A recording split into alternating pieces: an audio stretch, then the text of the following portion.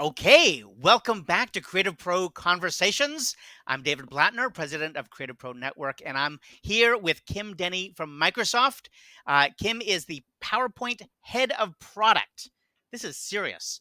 The head of product, and we're going to be talking about Microsoft PowerPoint today. I'm really excited to be here and really delve into PowerPoint, which is a product which honestly a lot of designers bristle at, and they shouldn't. And that's one of the big things that we've been working on over the past few years is explaining why PowerPoint is so amazing for creative pros around the world. So, Kim, welcome. Can you say a few words about yourself and how you got into this head of head of product position?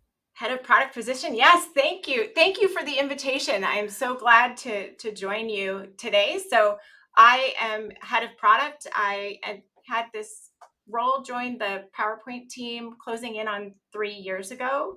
Now I've been at Microsoft a bit longer than that, won't say because I don't want to age myself. But I have always had a love of storytelling, and I am actually a writer myself, so do a lot with the written word. Mm, And a lot of what we talk about in writing is show, don't tell. And right. what an amazing product for me to be working in and with and influencing than PowerPoint. Really, the visual storytelling tool that we all are familiar with has delivered tremendous benefit now for decades, and really does empower, all the way the youngest, even preschoolers to share and tell their stories, all the way up, frankly, all the way through a lifetime. And we also see PowerPoint celebrating lives as well. Yeah. So Yeah. it was an incredible opportunity to work on a product that I really admire, with a team of people who are amazing and all have just a true passion for storytelling and for PowerPoint and for the people who use our application. So when the opportunity came, I gave it a shot, and I've just been so lucky to be in this role, working with these folks, enabling hundreds of millions of storytellers around the planet. I love that you're couching PowerPoint in this world of storytelling. That is such an important piece because, of course, that's all of design. Design is about how are we going to tell the story? How do you develop the story? How do you design, improve the communication around the story? And it is true that PowerPoint is I mean, it's almost bizarre how wide a scope the user base is. Like you said, Mhm. from like kindergartners up to 105. Mhm. It is weird. I mean, how many other products can say that? And you're giving it's useful to all that whole range. And what's fascinating is you've got something that's so wide, so widely used, and and used in so many different ways, and Mhm. it's so powerful for whether you're doing an elementary school thing project Mhm. or a massive event, professional, high level motion graphics. I mean, it does all of that. Yeah, it is so exciting, and it is very humbling to be head of product for an application that is a leader in what we do with storytelling and presentations, and those hundreds of millions of users with the variety and the diversity that they have. It's truly an exciting and humbling challenge, but we are all really focused on our mission. And our mission, and I'm not sure if you know our mission. I won't quiz you. I'll go ahead and tell you, but maybe No, I no, I'm can curious. I mean, like, quiz you at the end.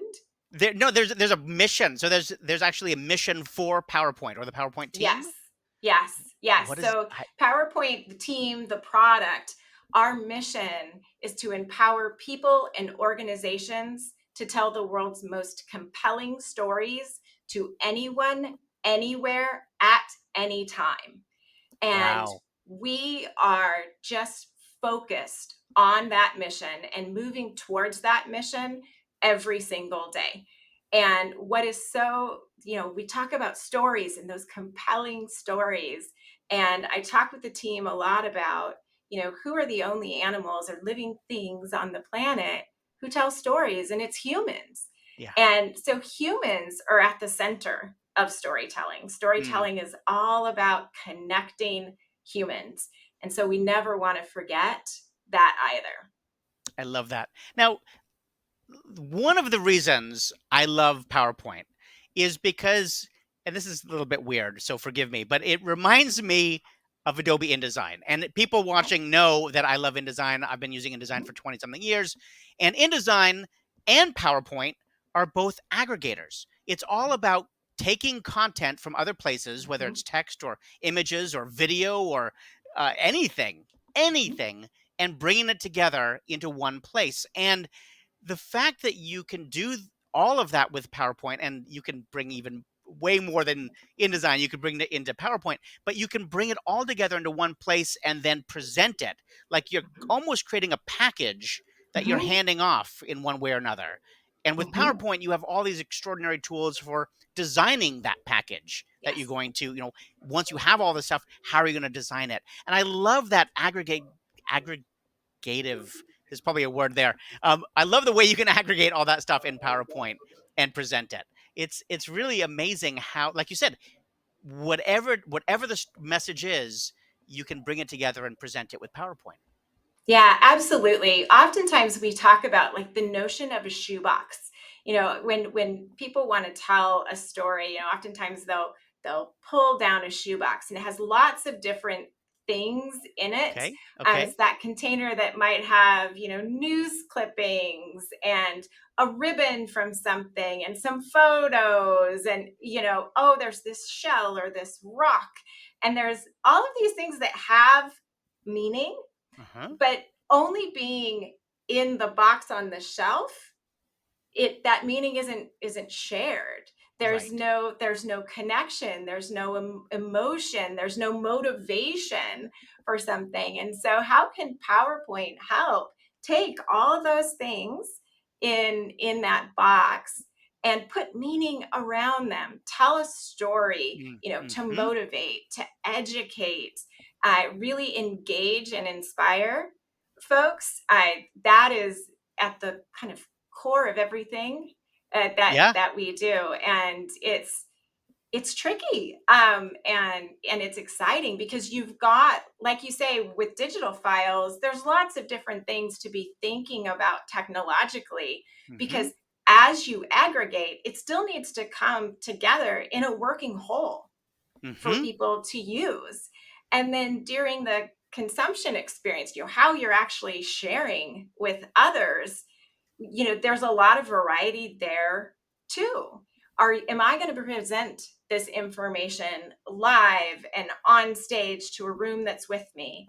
Am I going to be presenting in a hybrid way where there's people with me and there's people who are also joining now remotely? Am I going to be recording what I'm doing? And so maybe some people are joining live or maybe not, but others are viewing afterwards. Or am I doing just a video? I'm putting this story together because I'm going to record it and I'm going to share it out as a video, with voiceover, now with, my actual, video of my face, like Mm-hmm. through Cameo, which we released a little over a year ago. So there's lots of ways and more ways that people tell that story today than ever before. And actually, in recognition of that, a couple of years ago, we did make a modification to our mission statement, and we added "at any time" to the end of Right. the mission statement, because Right. more and more we talk about those synchronous ways of storytelling, and then there's the asynchronous ways through all types of video, whether it be recording or, a recording of a meeting or a presentation or a recorded video. So that at any time is really becoming more and more important for us. It's stunning how much motion graphics you can do in PowerPoint. A Hmm. couple of years ago at our presentation design event that we did, we had a designer show the whole session was all about video animation and Hmm. creating motion graphics with PowerPoint. And I was like, yeah, but how can you really do an hour on that? He was like, no, no, just wait. And it blew my mind. I mean, it was professional grade video and animation out of PowerPoint. That's Hmm. just Hmm. extraordinary to me. Another example like that. A couple of years ago, when we did at Creative Pro Week, we had some in our track. We do a bunch of stuff about PowerPoint and presentation Hmm. design, and we had this was at our Seattle event when Creative Pro Week was in Seattle. We had a bunch of people from Adobe standing in the back row watching, and Hmm. after a while, their jaws just dropped open. Like, what are we saying? What what? I thought I was watching PowerPoint, but what am I watching? And it's like, no, that's PowerPoint. And it's like none of them had any idea that you could do that level of motion graphics and experience design, really, Hmm. in PowerPoint. It's incredible. And they were like, yeah, we don't have anything that can do this. We got to come up with something. It was amazing to me to hear people at Adobe talking about that. And yet, designers tend not to realize it as well. I mean, if Adobe Hmm. doesn't realize it, Hmm. the designers aren't going to realize it either. Hmm. How do we get designers to understand how powerful this tool is? That it's not Yeah. just for the elementary school students or the admins or whatever. The professional designers can use this tool. How do we do that? Yeah, it's a great question. Well, one of the ways we do that is through amazing partnerships with Creative Pro and other organizations like yourselves. I mean, Sure. that's one way that we do it. But it awareness and discovery of what can be done in any product is really a tough problem to Mm, solve. mm, And we spend a lot of time thinking about that and how can we make any of our users more and more aware of how we meet their needs. And mm, the design professionals are so important in our community because as you talked about motion design, we talk about those compelling presentations, and those compelling presentations have four elements. In order to get a compelling presentation, it needs to be engaging, so it needs really strong visuals, it mm-hmm, needs motion, it needs movement, it needs a really strong narrative. And then the person delivering the story, there needs to be authenticity to build trust mm, with their audience. And so, the design community overall, there's the visual design elements of it, and there's also the motion design elements like you talked about. And so with the animations and the transitions that we have in PowerPoint, we truly have a world class animations engine that powers PowerPoint. And so introducing that to our audience, letting folks know how it works, what it can do, showing the art of the possible. Our mm-hmm, pro mm-hmm. users and those users who are pushing the bounds of what can be done, connecting with them, building community with them so that we understand, how did they think of that? How can we help them share what they're doing, what they're thinking, their trade, in order to inspire? You cannot be what you cannot see. Inspire Mhm. others, as well as literally in the application experiences that guide each of our users to know like what to do next, or you can do this, or have you tried this other thing, Right. with balancing, not interrupting them in getting what they came to PowerPoint to do. So Yep. finding the right moments for that help, and to That and yeah. and to help. Yeah. I think that would help a lot with PowerPoint. The user interface honestly is so different than what a lot Hmm. of pro designers are used Yeah. to coming out of Photoshop, Illustrator, InDesign, Hmm. etc. Having that help along the way is going to be could really be great for helping people become more productive, for Yeah, sure. absolutely. And we think about, I talked about our mission. We have one mission. And within that mission, we have two things that we need to help people do really, really well: create those compelling stories, those compelling presentations, and deliver them successfully and with confidence. Mm-hmm. So those are the two things we need to help people do using PowerPoint. And when we do those, we also think about three main stakeholder groups for every PowerPoint that's created, every story that's created.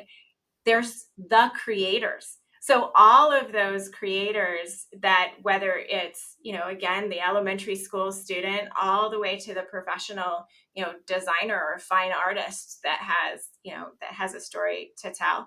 There's the presenters or the storytellers, and there's their audience.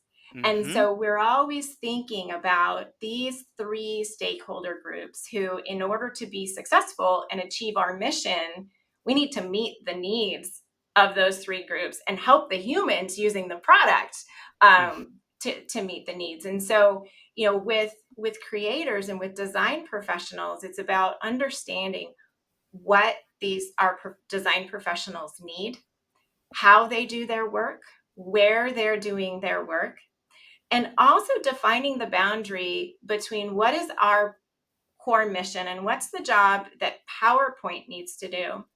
And then where do we need to work well with other tools, products, and processes so that there is as seamless as possible experience or flow between the tools? Because we want to make sure we are invested in and really, really true to our mission, because our mission is super critical. It is. And it's what's amazing to me listening to you talk about this is uh, a lot as look, a lot of designers are now being Mhm. asked to use Google Slides, for example, and Yep. just like, yeah, we got to use Google Slides. And what's fascinating is when you compare the two, it's not just that PowerPoint has a lot more features, which it does. It's like over the top, exponentially more.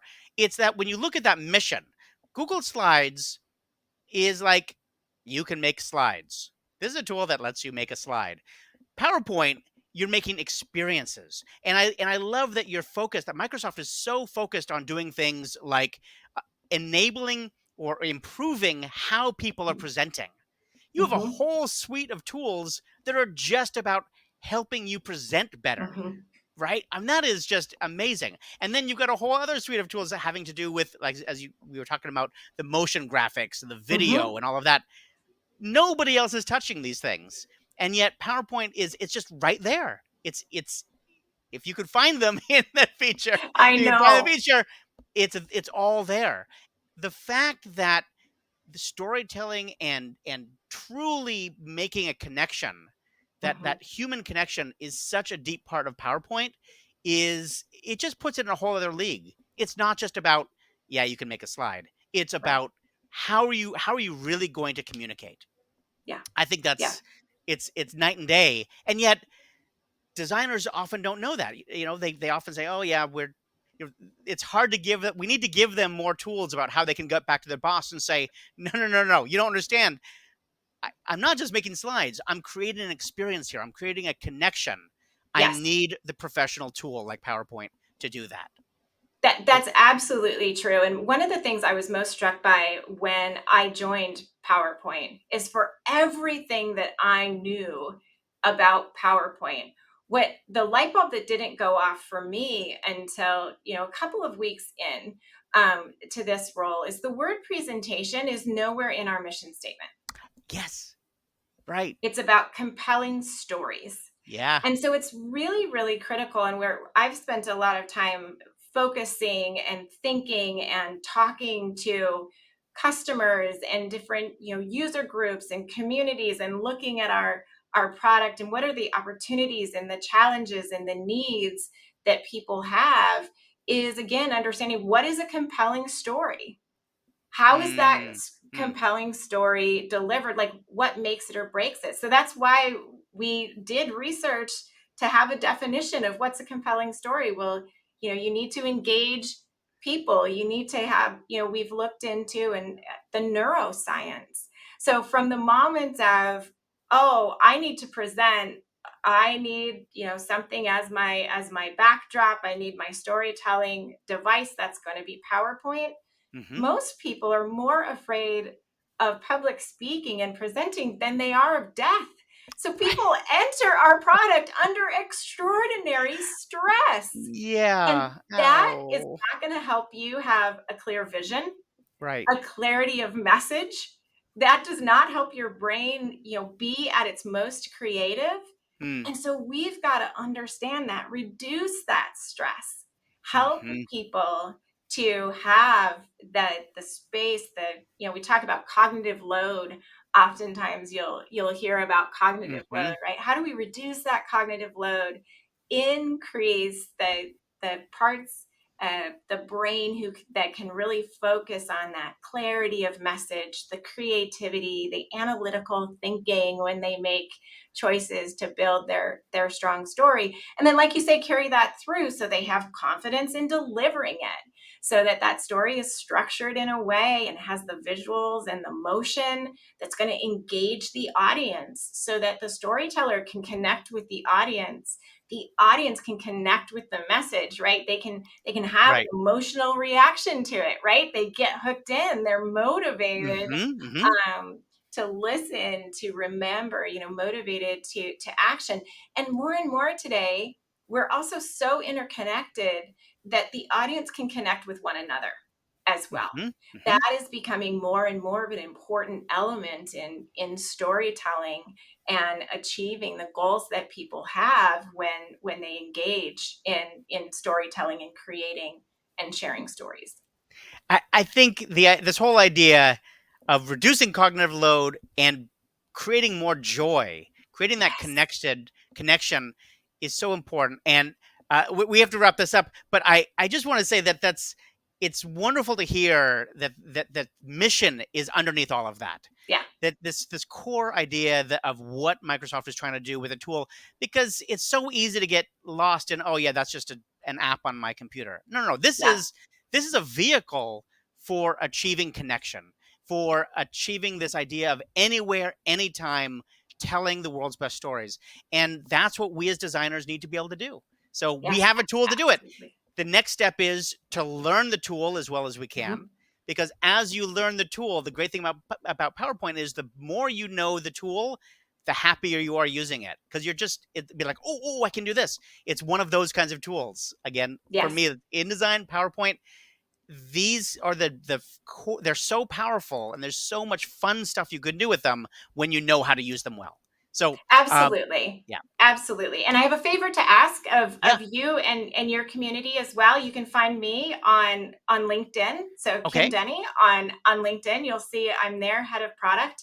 And tell me what you're thinking. Tell me what you're struggling with. Tell me what you need. We are absolutely listening. There's in product feedback.